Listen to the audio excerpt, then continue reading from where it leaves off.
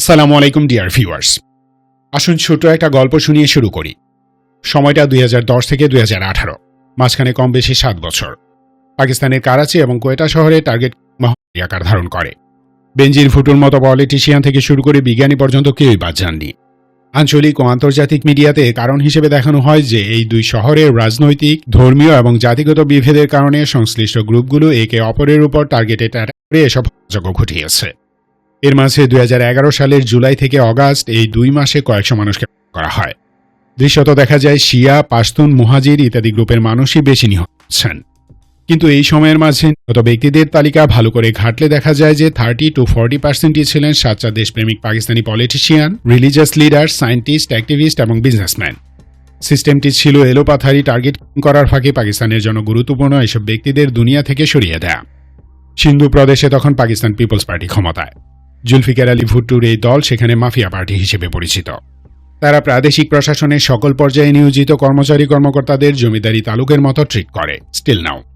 করাচি জুড়ে ঘটা টার্গেটগুলোর বেশিরভাগ ক্ষেত্রেই সঠিক কোনো তদন্ত হয়নি। 2-4টা ইনভেস্টিগেশন যাও হয়েছিল, কিন্তু এতে চিহ্নিত সন্ত্রাসীদের 95%কে পাকিস্তান পিপলস পার্টি স্থানীয় এমএনএ অর্থাৎ সাংসদরা ক্ষমতা খাটিয়ে ছাড়িয়ে নেয় অথবা তদন্ত থামিয়ে দেয়, অর্থাৎ ক্রিমিনালদের বাঁচিয়ে দেয়। তারা দেশ বিকিয়ে দেয় টাকা, ক্ষমতা আর প্রভাব প্রতিপত্তির জন্য। তবে পাকিস্তানি ফেডারেল পুলিশ ইন্টেলিজেন্স এবং আইএসআইয়ের তদন্তে বের হয়ে আসে 90% টার্গেটের সাথে এমকিউএম নামের একটি রাজনৈতিক দল জড়িত। এমকিউএম এর প্রতিষ্ঠাতা ভারত থেকে পাকিস্তানে মাইগ্রেট করা আলতাফ হোসেন। সে লন্ডনে বাস করে। পাকিস্তান সরকার অনেকবার প্রমাণসহ দেখিয়েছে যে আলতাফ হোসেন ভারতের সাথে ঘনিষ্ঠভাবে কাজ করে।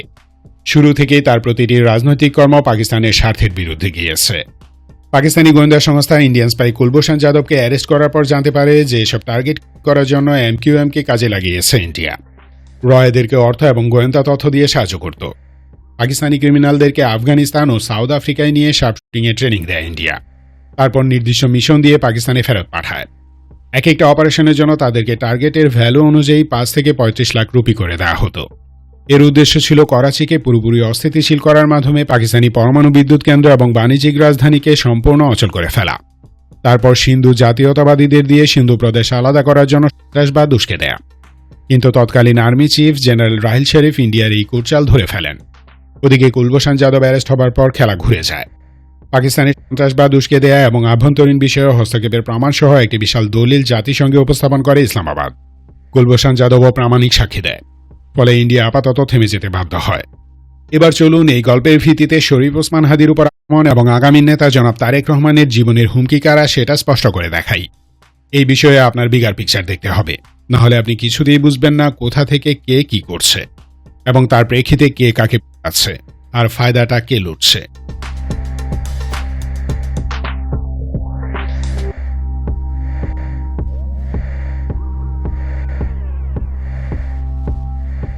শরীফ ওসমান হাদি একজন তরুণ নেতা। শুধু নেতা নন, তিনি এই দেশের অস্তিত্বের হুমকি এবং সম্ভাবনা উপলব্ধি করতে পারা এক ক্ষণজন্মা। American John F Kennedy, Malaysian Mahathir Mohamad, সিঙ্গাপুরের লি কুয়ান ইউ, চীনের মাও জেদং, সাউথ কোরিয়ার পার্ক চুং হি কিংবা বর্তমান সময়ে Turkish president Recep Tayyip Erdogan, Chinese president Xi Jinping, Brazilian Lula da Silva প্রমুখ নেতারা তাদের তারুণ্যে ঠিক হাদির মতোই আউটস্পোকেন প্যাট্রিয়ট ছিলেন। তাদের মতো হাদিও জানেন যে বাংলাদেশের সত্যিকার অর্থনৈতিক, রাজনৈতিক, সামরিক, সাংস্কৃতিক, সামাজিক এবং আলটিমেটলি শিল্পোন্নয়নের সম্ভাবনা কতটুকু, এর পথে বাধা কি এবং কারা, এসব বাধা কিভাবে দূর করতে হবে। আমরা স্পষ্ট দেখতে পাচ্ছি যে স্বাধীনতার পর থেকে প্রতিটি দেশপ্রেমিক নেতার উপর দিল্লির কোনো নজর ছিল। প্রেসিডেন্ট জিয়াউর রহমানকে হয়তো বাংলাদেশি সেনা অফিসাররা শহীদ করেছে, কিন্তু তারা দিল্লির সাথে কানেক্টেড ছিল। আবার জিয়ার হত্যাকারীদের করা এরশাদ আলটিমেটলি ক্ষমতা কেড়ে নিয়ে আসে। তার 9 বছরের অপশাসনের সময় এই দেশের শিল্পখাত পুরোপুরি ধ্বংস হয়ে যায়। তাকে কিন্তু ইন্ডিয়া সরায়নি। মরার আগ পর্যন্ত এরশাদ দিল্লিকে সার্ভিস দিয়েছে, কিন্তু হাদিরা দিবে না। কারণ হাদির মতো উদীয়মান নেতারা যথেষ্ট দেশপ্রেমিক। তাদের মন ও শরীর দুটোই শক্তিশালী। দে আর লাইক ইয়াং টাইগার। এসব টাইগার যদি ম্যাচিউর হয়ে ওঠে তাহলে সবচেয়ে বেশি ক্ষতিগ্রস্ত হবে হিন্দুস্তান। অখণ্ড ভারত তো দূরস্থ, বাংলাদেশকে চুষে খাওয়া এবং ভারতীয় মুসলিমদের উপর হিন্দুত্ববাদে সীমাহীন অত্যাচার চালিয়ে নেওয়া সম্ভব হবে না। হাদিরা বাংলাদেশকে শিল্পোন্নত করে সামরিকভাবে শক্তিশালী করবে। আর যখন একটা দেশ অর্থনৈতিক ও সামরিকভাবে শক্তিশালী হয়ে ওঠে তখন তার আঞ্চলিক এবং আন্তর্জাতিক প্রভাব অন্য লেভেলে পৌঁছে যায়। এর জ্বলন্ত প্রমাণ হল সিঙ্গাপুর। 736 বর্গ কিলোমিটারের একটা নগর রাষ্ট্র দুনিয়ার পলিসি নির্ধারণ করে। তথ্য প্রযুক্তি থেকে শুরু করে সাধারণ ইন্টারন্যাশনাল রেগুলেশনে সিঙ্গাপুরের মতামত নেওয়া হয়। ছোট্ট একটি দেশ, আমাদের মেহেরপুর জেলা থেকেও ছোট। সো বাংলাদেশ যখন ইকোনমিক অ্যান্ড মিলিটারিলি পাওয়ারফুল হয়ে উঠবে তখন দিল্লির অনেক সমস্যা। এসব সমস্যা থাকতো না যদি ভারত একটি সুস্থ দেশ হতো। তারা সুস্থ নয়। তাদের 3টি প্রধান রোগ আছে। 1, অখণ্ড ভারত নীতি, 2, প্রচণ্ড মুসলিম বিদ্বেষ এবং 3, গায়ের জোরে হলেও দক্ষিণ এশিয়ায় মোড়লগিরি করা। এই 3টি রোগের কারণ হলো ভারত মূলত একটি আর্টিফিশিয়াল স্টেট, মানে কৃত্রিম রাষ্ট্র। কোনো প্রাকৃতিক রাষ্ট্র তার নিজ মহলায় এমন পাগলা মতো আচরণ করে না। টুকটাক লাগালাগি থাকেই, এমনকি আমেরিকারও আছে। কানাডা ও মেক্সিকোর সাথে ইমিগ্রেশন এবং বাণিজ্য নিয়ে মতভেদ আছে, থাকতেই পারে। কিন্তু প্রতিবেশীদের সাথে ভারতের মতো খুনে আচরণ আর কেউ করে না, দুনিয়াতে কোথাও পাবেন না। ইয়াং নেতা বা অ্যাক্টিভিস্টদের মাঝে হাদি এই জিনিসটা খুব ক্লিয়ারলি বুঝতে পেরেছিলেন। তার মতো স্পষ্ট করে বুঝিয়ে আর কেউ বলতে পারে কিনা দেখিনি। বয়স্ক অনেকেই হয়তো হাদির চেয়ে ভালো বোঝেন, কিন্তু হাদির জীবনের যাত্রা শুরু হলো মাত্র। বাকি জীবনে যদি সে 10 বছর বাংলাদেশকে সার্ভিস দিতে পারত তাহলে এই জাতির মনমনন থেকে ভারতের প্রতি থাকা ভয় একদম মুছে যেত। তার মতো দেশপ্রেমের মানসিকতা নিয়ে আরও politician, activist, intellectual, journalist, businessman, cultural person তৈরি হয়ে যেত। ভয় কেটে গেলে মানুষ সাহস পেত দেশকে এগিয়ে নেয়ার জন্য। হাদি সেটাই করছিলেন। দিল্লি আমাদের ঘাড়ে গোলামির জোয়াল আর পায়ে গোলামির জিঞ্জির পরিয়ে রেখেছে মূলত কয়েকটি গোষ্ঠী দিয়ে। গণমাধ্যম, সাংস্কৃতিক বলয়, রাজনীতিবিদ, বুদ্ধিজীবী এবং টাকার কাঙাল ব্যবসায়ী মহল তাদের হাতিয়ার। হাদি এদেরকে স্পট করেছেন। বিশাল এই দালালির নেটওয়ার্ক গুড়িয়ে দেওয়ার জন্য বুদ্ধিবৃত্তিক খেলা শুরু করেছেন। আর এতেই দিল্লি ভয় পেয়ে যায়। কিছু কাজ স্বল্প, মধ্যম ও দীর্ঘমেয়াদে ফলাফল দেয়। হাদি সেই প্রসেস ফলো করছিলেন। কোনো একটি সফল রাষ্ট্রের অন্তত 2-1টি বুদ্ধিবৃত্তিক সেন্টার লাগে। আলেকজান্ডার দুগিনকে পুতিনের ব্রেন বলা হয়। ইউক্রেন তার উপর অ্যাটাক করে। দুর্ভাগ্যক্রমে দুগিনের মেয়ে মারা যায়। কিন্তু দুগিনকে সরানোর উদ্দেশ্য ছিল সে যেন পুতিনকে অব্যর্থ রাজনৈতিক খেলার চাল বাতলে দিতে না পারেন। হাদি সহ এরকম কয়েকজন ব্যক্তি বাংলাদেশ নামক রাষ্ট্রের ব্রেন হয়ে উঠছিলেন। এসব ব্রেইন ইউজ করে ট্রুলি প্যাট্রিয়টিক প্রাইম মিনিস্টার কিংবা প্রেসিডেন্ট বাংলাদেশ থেকে সরকারি খাতের দুর্নীতি, দুর্বৃত্তের রাজনীতি এবং দেশের ভিতর থাকা বৈদেশিক অপশক্তির দালালদের উৎখাত করে সত্যিকার উন্নয়ন এবং সামরিক শক্তি গড়ে তুলতে পারেন বা পারবেন। আর এটা যদি সত্যি হয়ে যায় তাহলে ভারতের অস্তিত্ব মিথ্যে হয়ে যাবে। কাশ্মীর থেকে শুরু করে 7 সিস্টার্স পর্যন্ত জনমনে স্বাধীনতার অদম্য ইচ্ছে প্রবল জোয়ারে জেগে উঠতে পারে। কারণ ভারত ছাড়া অন্য একটি সাউথ এশিয়ান কান্ট্রি ভারতের বিপরীতে দাঁড়িয়ে দিল্লিকে প্রতিরোধ করে অর্থনৈতিক ও সামরিকভাবে শক্তিশালী হয়ে গেছে। সে দেশের জনগণ সিঙ্গাপুর, মালয়েশিয়া, তাইওয়ান, জাপান কিংবা সাউথ কোরিয়ার মতো উন্নত জীবনযাপন করছে দেখলে এই স্বাধীনতার খায়েশ দিল্লি হাজার হাজার মানুষ করেও ঠেকাতে পারবে না। তাই যে কোনো মূল্যে বাংলাদেশের প্যাট্রিয়টিক নেতা, ব্যবসায়ী, সাংবাদিক, অ্যাক্টিভিস্ট, শিক্ষাবিদ, সাংস্কৃতিক কর্মী কিংবা যে কোনো সাধারণ নাগরিককে থামিয়ে দিতে হবে। সেজন্য যদি টার্গেট করতে হয় তাও করবে দিল্লি। অতীতে করেছে, কিন্তু কেউ এটা নিয়ে কথা বলেনি, আওয়াজ ওঠায়নি। ফলে দিল্লির দুঃসাহস মাত্রা ছাড়িয়েছে। হাদির উপর এই অ্যাটাক দিল্লির করা। কোনো এক ভিডিওতে বলেছিলাম যে 3 থেকে 5 হাজার আওয়ামী কর্মীকে টার্গেট ট্রেনিং দিচ্ছে। এরা শার্প শুটিং, অরাজকতা সৃষ্টি করা, ক্রিমিনালদের কাজে লাগিয়ে সমাজে অস্থিরতা তৈরি করার মতো কাজে ওস্তাদ। সিস্টেমিক ওয়েতে এসব কাজ করানোর জন্য এদেরকে নিখুঁত ট্রেনিং দিয়েছে। তবে এটা হতো না, বা এরা এত সাহস পেত না। সাহসটা পাচ্ছে কারণ 5 অগাস্টের পরে এদের মনে যে ভয়টা ছিল সেই ভয় কেটে গেছে। লীগের সন্ত্রাসীদের মন থেকে সেই ভয় দূর করে দিয়েছে বিএনপি। তাদের আত্মবিশ্বাস আর সাহস ফিরিয়ে দিয়েছে। তার ফলাফল হাদিকে গুলি করা এবং তারেক রহমানের জীবনের হুমকি। কিভাবে? Let's see.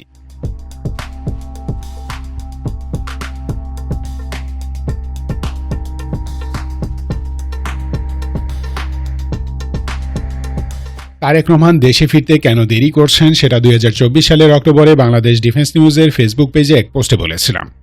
আবার শোনাই আপনাদের। 1/11 পর বেগম খালেদা জিয়া সহ পুরো জিয়া ফ্যামিলিকে অ্যারেস্ট করা হয়। সেনাবাহিনী এবং পুলিশে থাকা দিল্লির অনুগত কর্তারা সেই কাজটি করে। তারেক রহমান এবং আরাফাত রহমান কোকোর উপর অকথ্য নির্যাতন করে। কোকো ভাইকে তো মেরে ফেলা হয়।